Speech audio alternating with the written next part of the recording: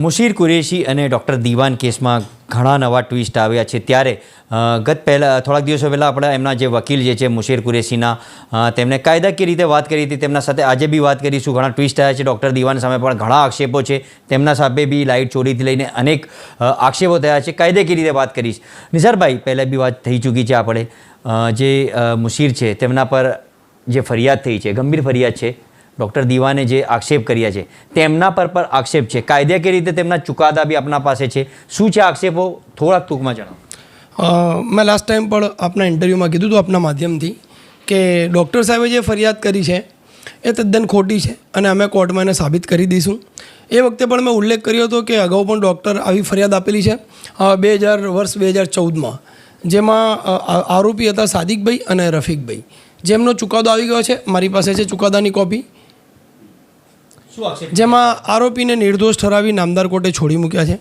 અને જે એફઆઈઆર કરી હતી 2014માં આવી જ હતી કે ભાઈ રાત્રે 2 વાગે મારી ક્લિનિક પાસે આવેલા, મારી સીટો ફાડી નાખેલી સ્કૂટીની અને શટલ પર થૂકે છે, આમ તેમ. પછી એમ કરીને એમને એક ઇન્ટરવ્યૂમાં મેં એક વારંવાર નામ સાંભળ્યું હતું, કોઈ એસઓજીમાં ગોવિંદભાઈ કરીને પોલીસવાળા છે. પછી આ 2 આરોપીઓને એ વખતે તેણે કંઈ ના કર્યું, પણ ઘણા સમય પછી આરોપીથી માહિતી મળતા એવું એ લોકોને બોલાયા હતા અને આ ગોવિંદભાઈ જ એસઓજીમાં લઈ ગયા હતા અને પછી એમના પર એફઆઈઆર કરવામાં આવેલી. એ અત્યારે ઉલ્લેખ કરવો એટલા માટે જરૂરી જણાય છે કે એ જે ફરિયાદ છે એ જો તમે વાંચશો, એનો ફરિયાદ નંબર છે વેજલપુર પોલીસ સ્ટેશનમાં ફરિયાદ નોંધાઈ ઇપીકો કલમ 427, 504, 506 અને 114 મુજબનો. આ રીતેની ફરિયાદ એમણે આપેલી, જેનો કેસ નંબર હતો ક્રિમિનલ કેસ નંબર 1786/2014. જે કેસ ચાલી જાય જેમાં ડૉક્ટર સાહેબ પોતે ફરિયાદી હતા અને બંને આરોપીને નિર્દોષ બાઇજ્જત બરી કરી દેવામાં આવ્યા છે. એટલે અહીંથી એ સાબિત થાય છે કે ડૉક્ટર સાહેબ વારંવાર જે આ ફરિયાદ કરવાની ટેવવાળા છે અને ગમે તેની સામે પોતે ડૉક્ટર હોય, પ્રતિષ્ઠિત વ્યક્તિ હોય, એટલે પોતાની મનમાની કરી ગમે તેમ કરીને પોલીસ અને સત્તાનો દુરુપયોગ કરી આ રીતે ફરિયાદો દાખલ કરાવી દે છે. તે સિવાય એમને બીજું કેટલીક સાહિત્ય કોર્ટથી મળ્યું છે, જેમાં એક સિટી સિવિલ કોર્ટમાં આ એક સિવિલ સૂટ છે જે ડૉક્ટર સાહેબના સામે છે કંઈ, જેનું સાહિત્ય અમારી પાસે અવેલેબલ છે. એના સિવાય કે પેમેન્ટ અને ક્રેડિટ કાર્ડનો એક ચુકાદો નવરંગપુરા કોર્ટનો છે, જે આ ચુકાદો છે, જેમાં ડૉક્ટર સાહેબ સામે કોઈ કાર્ડ પેમેન્ટ બાબતેનો કોઈ કેસ ચાલી ગયો છે, જેનો ચુકાદો આવ્યો કે જેનો કેસ નંબર છે રેગ્યુલર એક્ઝિક્યુશન પિટિશન નંબર 2173/2019. એક 14નો છે, એક 19નો છે. આ એક બીજો 2012નો કોઈ કેસ એમની સબ જ્યુડિસ મેટર હતી 2038/2012. એક બીજું છે કોઈ જૂની એમની કોઈ અરજી હતી, કદાચ ચેક રિટર્નનો કે એવો કોઈ કેસ લાગે છે અહીંયા 937/2016, એટલે 2016નો એક કેસ છે. પછી એક બીજો કેસ ચાલી રહ્યો છે, કોઈ સમરી સૂટ છે 10/30/2023, જે નામદાર સિટી સિવિલ કોર્ટના સ્પેશિયલ જે સ્મોલ કોર્ટ કોર્ટમાં ચાલે છે, જેમાં એમનું નામ જણાઈ આવે છે અશરફ રોશન શાહ દીવાન versus employ of union bank of India. એક આ છે. એક 716 એક સમરી બીજું છે 716/2009. પછી એમણે એક કોઈ કેસમાં નામદાર ગુજરાત હાઈકોર્ટથી કોઈ રિલીફ મેળવેલી છે 79/35/2008નો કોઈ કેસ છે, જેમાં નામ જણાય છે અહીંયા AR દીવાન. આપ જોશો એપ્લિકન્ટ તરીકે કોઈ ક્રિમિનલ કેસમાં કોઈ રાહત મળી છે એમને અહીંયા આપ જોશો તો. આમ એક બીજો કોઈ કેસ છે જે નામદાર ડિસ્ટ્રિક્ટ કોર્ટ અમદાવાદ રૂરલનો છે, જેનો કોઈ ચુકાદો આવ્યો છે, જેની મારી પાસે અહીં કોપી છે, શ્રી HSR સાહેબની કોર્ટમાં ચાલી ગયો. આમ અસંખ્ય કેસોમાં, જેમાં ક્યાંક એ વાદી છે, પ્રતિવાદી છે, કેટલાક કેસોમાં આરોપી છે, આવા અસંખ્ય કેસો. એટલે 2008થી એમની કોર્ટની લડતો બધી ચાલુ છે. એટલે ડૉક્ટર સાહેબ માત્ર ને માત્ર વ્યવસાય ડૉક્ટર હોય એવું હાલ માની લેવાને કોઈ કારણ જણાય આવતું નથી. આટલા બધા ડિસ્પ્યુટ એક ડૉક્ટર સામે હોવા એ ડૉક્ટર સાહેબ શ્રીને શંકાના ઘેરામાં મૂકે છે. આમ વારંવાર ડૉક્ટર સાહેબને જે કાયદાનો દુરુપયોગ કઈ રીતે કરવો એ બહુ જ સારી રીતે આવડી ગયું છે.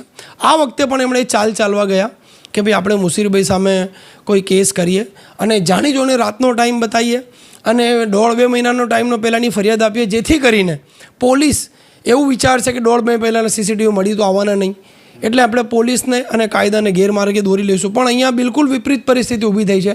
અમે કાયદાકીય રીતે જે લડત આપવી પડશે અમારે સીપી સાહેબ શ્રીને મેં રજૂઆત કરી છે, અમારે ડાયરેક્ટર જનરલ શ્રી સાહેબ શ્રી ડીજીપી સાહેબને, હોમ મિનિસ્ટર સાહેબને, સીએમ સાહેબને અને કાયદા વિભાગમાં જ્યાં જ્યાં જે રજૂઆત કરવી પડશે અમે કરીશું. કેમ કે કાયદાનો જેટલો અધિકાર ફરિયાદીને મળે છે એટલો જ આરોપીને મળે છે. પોલીસે ક્યાંય પ્રેરિત થવાની જરૂર નથી. મેં અગાઉ પણ મારા ઇન્ટરવ્યૂમાં કીધું છે કે જ્યારે કાયદાનો પ્રશ્ન ઉપસ્થિત થાય તો ન્યાય અપાવવો એ પોલીસ તંત્રની અને ન્યાયતંત્રની જવાબદારીમાં આવે છે. અહીંયા પણ પ્રશ્ન એ જ ઉપસ્થિત થયો છે કે શું ડૉક્ટર સાહેબે જે ફરિયાદ આપી છે સાચી છે કે ખોટી છે, એ પોલીસના તપાસનો વિષય છે. હાલ સબ જ્યુડિસ મેટર છે. અમે ગયા મારા ઇન્ટરવ્યૂમાં પણ મેં કીધું હતું કે અમે હાઈકોર્ટમાં એમાં ક્વેશ્ચન ફાઇલ કરવાના છીએ, ફરિયાદની સામે જવાના છીએ અને અમારી કાયદેકીય લડવાની પૂરી તૈયારી થઈ ચૂકી છે. અમે ડેફેમેશનમાં જઈશું. અમે જે કાયદાકીય લડત આપવી પડશે. હાલ મારું વિશેષમાં કહેવાનું એટલું જ થાય છે કે અહીંયા ડૉક્ટર સાહેબના સામેના અસંખ્ય જે કાગળો છે મારા હાથમાં છે કે જેમાં ડૉક્ટર સાહેબ બહુ જ જાણકાર છે, કોર્ટોની બધી પ્રોસિડિંગથી વાકેફ છે, સરસ રીતે લડી શકે છે, એમાં કાયદાના બધા રસ્તા જાણે છે, ઉપયોગ દુરુપયોગ જાણે છે. એટલે હાલ એમણે કોઈ પણ કારણથી કોઈથી પ્રેરિત થઈને આ બિલકુલ ખોટી જે ફરિયાદ મુશીરભાઈ અને કાકાને એમના ભાઈઓ સામે આપી છે એ બિલકુલ ખોટી અને બિલકુલ પાયાવિહોણી ફરિયાદ છે. અમે સાબિત કરીને બતાવી દઈશું. સર બીજી ખાસ કે આટલા બધા 10થી વધારે તમારા પાસે ડૉક્ટર દીવાન સામે જે આક્ષેપો છે તેના પુરાવા છે, એમાં એક મહત્વનું છે એ જાણવું છે લોકોને બધાને જાણે લાઇટ ચોરીનો કોઈ કેસ છે એમાં એક કોઈ વીજ ચોરીનું કોઈ જજમેન્ટ જણાઈ આવે છે પણ હાલ મારી પાસે એના જે એમની જે ફરિયાદો એની કોઈ કોપી નથી. એટલે હાલ એ કહી શકાય ને કે આમાં વીજ ચોરીનું શું થયું હતું, કેમ કે લગભગ જે એમાં સિવિલ સૂટ છે, સમરી સૂટ છે, કોઈ ચેક રિટર્નનું છે, એક હાઈકોર્ટમાંથી એક ક્વેશ્ચન જે વિડ્રો થઈ છે ફરિયાદ, બીજી એક ક્રેડિટ કાર્ડની કોઈ ફરિયાદ છે જે નવરંગપુરા કોર્ટમાં કોર્ટે ચુકાદામાં એવું કંઈ હતું એમાં કોર્ટે એવો ચુકાદો આપ્યો છે કે ભાઈ હાલ મારું જ્યુરિડિક્શન લાગતું નથી. અહીંયા જે લાસ્ટ પેરેગ્રાફ છે આપ જોશો જજમેન્ટનું, અહીંયા કોર્ટે ડિસ્પોઝ ઓફ કરી છે મેટર એમ કહીને કે આ જે હું વાંચી સંભળાવું છું લખ્યું છે, it is the settle legal position that the executing court can go behind the decree only if there was a lack of the inherent jurisdiction and not on the ground that there was a erroneous exercise of the jurisdiction in this case on hand.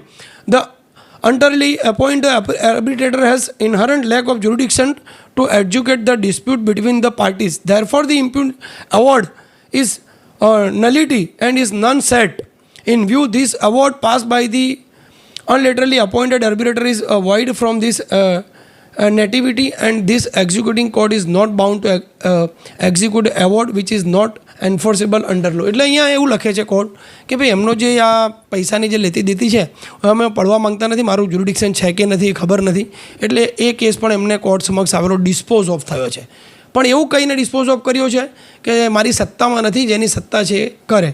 એટલે આમ ઘણી જે કાયદાકીય proceeding doctor સાહેબ સામે પણ જણાઈ આવે છે. આપણે હાલ એમાં કાયદાના પ્રશ્ન છે એમની ઘણી મેટર, એક મેટરમાં તો હજી એક કોઈ તારીખ પડેલી જણાય છે અહીંયા કે એમની જે નેક્સ્ટ હિયરિંગ એડી જે કોર્ટમાં છે એમાં કંઈ 9મા મહિનાની ડેટ પણ બતાવે છે. એટલે મારે કાયદાથી જે પ્રસ્થાપિત છે મારે બધાની સામે લોકોની સામે એવું લાવવું છે કે ડૉક્ટર સાહેબ સામે અને ડૉક્ટર સાહેબ અગેન્સ્ટમાં પણ હોય કે ફેવરમાં હોય કે એમણે પણ કર્યું, એટલે ઘણી બધી કોર્ટ પ્રોસિડિંગ ચાલી રહી છે. એટલે અહીંયા માત્ર ને માત્ર ડૉક્ટર સાહેબ પણ શંકાના ઘેરામાં છે. હાલ માત્ર એવું માની લેવાના કારણ નથી કે ડૉક્ટર સાહેબ હોવાથી એ સાચા છે. છેલ્લો સવાલ, કઈ રીતની આગળની કાર્યવાહી તમારી જે લડાઈ રહેશે મુશીર કુરેશી પર ગંભીર આરોપો લાગ્યા છે તો એને પુરવાર કરવા માટે એ પણ હાઈકોર્ટ જવાના, તમે કઈ રીતની કાયદાકીય લડાઈ લડશો? હાલ પોલીસે અમને ધરપકડ કરી નામદાર કોર્ટે અમને જામીન મુક્ત કરેલા છે.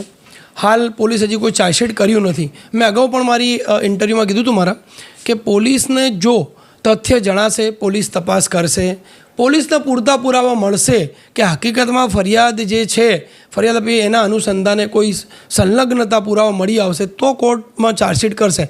પણ જો ચાર્જશીટ ના કરવા પૂરતા પુરાવા ના મળે તો એમાં પછી આગળ કોઈ પ્રોસિડિંગ કરવાનું બનતું નથી. તો પોલીસ ચાહે અને પોલીસને એવું જણાઈ આવશે કે હકીકતમાં આમાં કોઈ તથ્ય નથી તો પછી પોલીસ એમાં 169નો રિપોર્ટ બી કરી શકે. એટલે મેં અગાઉ પણ મારા ઇન્ટરવ્યૂમાં કીધું, ફરી કહું છું કે જો પોલીસ એમાં દૂધનું દૂધ પાણીનું પાણી કરે અથવા અમે જો નામદાર કોર્ટમાં પોલીસ ચાર્જશીટ કરશે એમના ઈએન કેન પ્રકારે તો પછી અમે નામદાર ગુજરાત હાઈકોર્ટમાં અમે ક્વેશ્ચન પિટિશન ફાઇલ કરવાના છે અને અમે એન્ડ ઓફ આના જે છેલ્લે અમે ડૉક્ટર સાહેબ સામે જે બી પગલાં લેવાના છે કાયદે એ પણ લઈશું અમે. ચોક્કસથી નિશાર વૈદ્ય જણાવ્યું જે talk of the town case છે મુશીરનો, તેમાં કાયદેકીય રીતે તેઓ લડાઈ લડવાના છે, લડત લડવાના છે અને હાઈકોર્ટ પર જવાના છે. એટલે હવે જોવું રહ્યું કે આ જે વિવાદ છે તેનો અંત કઈ રીતે આવે છે.